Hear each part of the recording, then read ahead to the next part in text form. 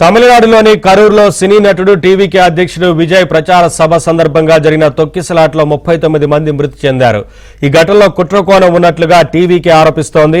రాళ్ల దాడి, పోలీసుల లాఠీచార్జ్ కారణంగా గందరగోళ పరిస్థితులు నెలకొని తొక్కిసలాట జరిగినట్లు టీవీకే పేర్కొంది. ఈ ఘటనపై స్వతంత్ర దర్యాప్తు కోరుతూ మద్రాస్ హైకోర్టును ఆశ్రయించింది.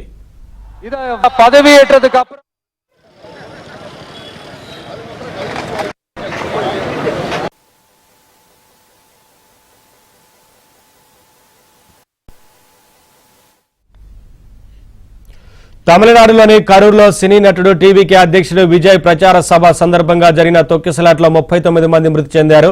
ఈ ఘటనలో కుట్రకోణం ఉన్నట్లుగా టీవీకే ఆరోపిస్తోంది. రాళ్లదాడి, పోలీసుల లాఠీచార్జ్ కారణంగా గందరగోళ పరిస్థితులు నెలకొని తొక్కిసలాట జరిగినట్లు టీవీకే పేర్కొంది. ఈ ఘటనపై స్వతంత్ర దర్యాప్తు కోరుతూ మద్రాస్ హైకోర్టును ఆశ్రయించింది.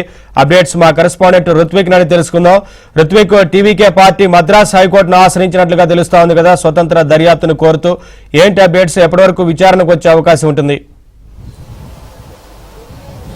ఎస్ నవీన్, కరూరులో జరిగిన తొక్కిసలాట ఘటనలో కొద్దిసేపటి క్రితమే టీవీకే పార్టీ కూడా దీని మీద స్పందించడం జరిగింది. ఏదైతే నిన్న జరిగిన తొక్కిసలాట ఘటనలో మృతుల సంఖ్య 39కి చేరింది. ఈ మృతుల సంఖ్య ఎక్కువగా ఉండడము, మొత్తం కూడా విమర్శలు అనేది తలెత్తుతుండడంతో కొద్దిసేపటి క్రితమే టీవీకే పార్టీ స్పందించడం జరిగింది. ఈ ఘటన ఏదైతే తొక్కిసలాట ఘటన జరిగిందో ఈ ఘటనలో కూడా పూర్తిగా కూడా కుట్రకోణం ఉందని చెప్పి మీటింగ్ స్టార్ట్ అయ్యి ఎవరైతే విజయ్ ప్రచార రథంలో అక్కడికి వచ్చే పరిస్థితుల్లో అక్కడ ఉన్న ప్రజల మీద రాళ్ల దాడి జరిగిందని, పోలీసులు లాఠీచార్జ్ చేశారని, ఈ కారణంగానే అక్కడ తొక్కిసలాట జరిగిందని, అక్కడ గందరగోళ పరిస్థితులు అనేది ఏర్పడి ఈ ఘటన తీవ్రత పెరిగిందని చెప్పి కూడా చెప్పడం జరిగింది. దీనికోసం స్వతంత్రంగా విచారణ కోసం కూడా మద్రాసులోని హైకోర్టులో మదురై బెంచ్ను కూడా ఆశ్రయిస్తామని చెప్పి ఇది సోమవారం ఆశ్రయించి ఇవాళ ఆదివారం సెలవు కావడంతో రేపు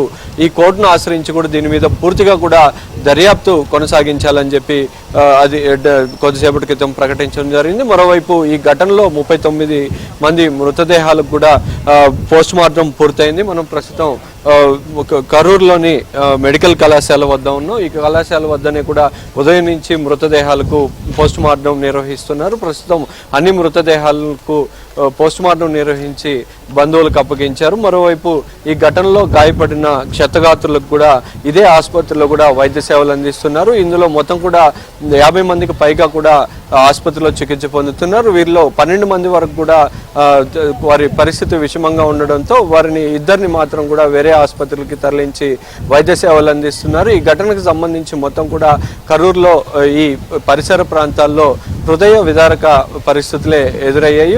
ఒకే ప్రాంతానికి చెందిన ఇంతమంది ఒక రాజకీయ పార్టీ సభలో ఇలా మృతి చెందడంతో ఇక్కడ ప్రజలందరూ కూడా ఆసుపత్రి వద్దకు చేరుకొని వారి బంధువుల మృతదేహాల కోసం కూడా ఉదయం నుంచి పడిగాపులో కాస్తున్న పరిస్థితి ఉంది. మరోవైపు ఎవరైతే ఆసుపత్రిలో చికిత్స పొందుతున్నారో క్షతగాత్రులు వారు త్వరగా కోలుకోవాలని కూడా పార్టీ ఇప్పటికే కూడా ట్వీట్ చేసింది.